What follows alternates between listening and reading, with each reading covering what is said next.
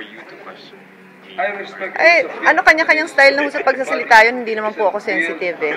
Pero may mga nakapagtanong pa rin po kanina, ma'am, at Yeah, may nagtanong na rin. Ano po, what do you make of it?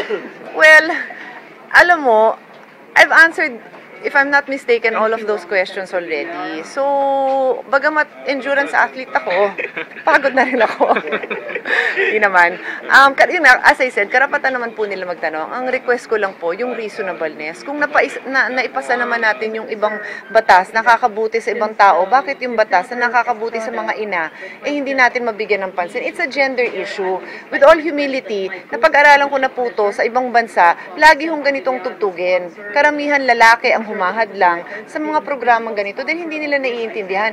Yun hong salita sa turno and kontra at nandito ho ang maraming kababaihan natin. Sinabi po doon, gusto po nila na maraming ang anak nila para tagatulong sa kanila sa, siguro, sa lupain. May lupain ho pa ba lahat ng tao para magpakain ng 15 anak? Ano ho sagot nyo? Meron? Gusto nyo ho bang magkaroon ng napakaraming anak? Nasa sa inyo po yun, hindi ko ho kayo pinipigilan, pero gusto nyo ho bang magkaroon ng reproductive health? O, yun eh. Diba? So, yun lang naman ang sa akin. Bakit naman pinipilit nila yung gusto nila? And at the end of the day, ito lang po ang ililiwanag ko.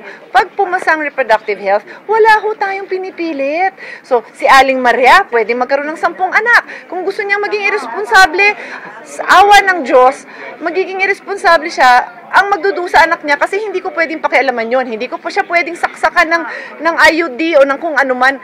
Unfortunately, karapatan niya to be a bad mother. And that is so horrible. But that is her right. At wala akong pinapalitan doon. Binibigyan ko lang ng chance ang mga nanay na gustong maging responsable to have that opportunity to raise a family in the way they want and the size that they want.